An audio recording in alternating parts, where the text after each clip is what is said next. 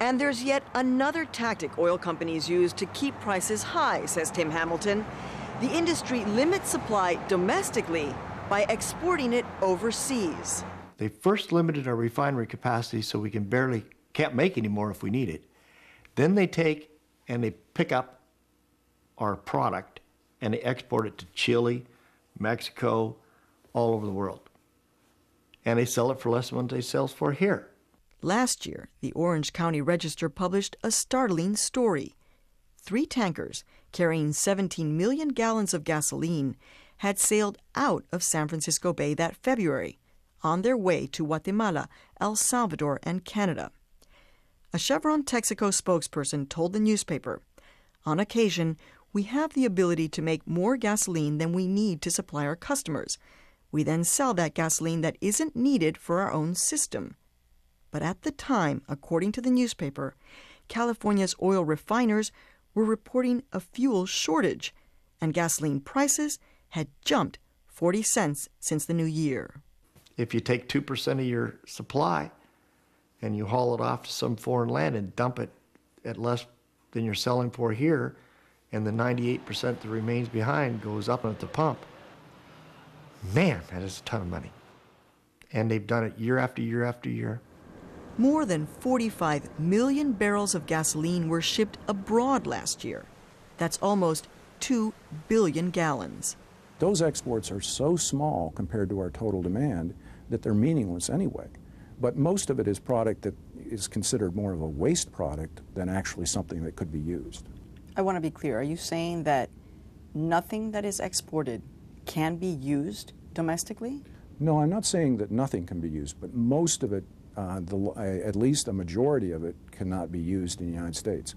Just this August, the Los Angeles Times reported 21 million gallons of diesel were exported to Chile, just 2 months before prices in California spiked. The shipped diesel could have been sold for use in the state, according to the paper's account. At Senate hearings this week, that issue came up again. Did you export fuel outside of the United States prior to Katrina in 2005? It's just a simple question. No, it's much more complex than that.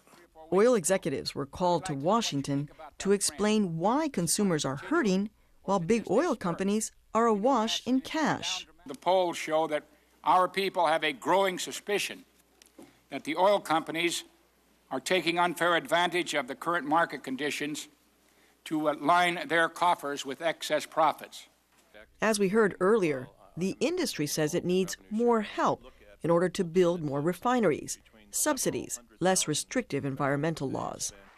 Senator Wyden says in the last energy bill, crafted from the president's energy task force and signed into law this summer, Congress already showered the industry with subsidies, $6 billion worth, according to one consumer group's assessment.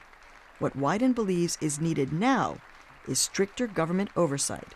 Should the government be regulating gas and oil prices like they regulate electricity? Look, I believe in markets. I believe in people making a profit. This is an area where I don't think you need a whole lot of new laws. But what you got to do is you got to get the consumer watchdogs back on the beat.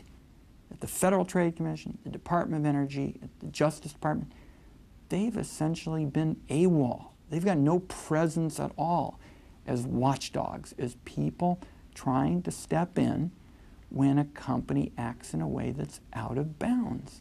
And Tim Hamilton is convinced almost nothing is out of bounds when it comes to the oil companies. In the free enterprise system, if you fail to meet your customers' needs and you do it regularly, you're going to get punished and your competitors are going to eat your lunch and you're going to be hurt, disciplined. In the oil business, if you fail to meet your customers' needs, you make another $100 million. If you drop the ball really bad, you make a couple billion. It's so totally contrary to any principle of free enterprise. And he warns American consumers should fasten their seatbelts. We're stuck. We're totally relying on these products to heat our homes and to drive our cars, and they're going to take us on one hell of a ride over the next 10 years, no matter what anybody tells you.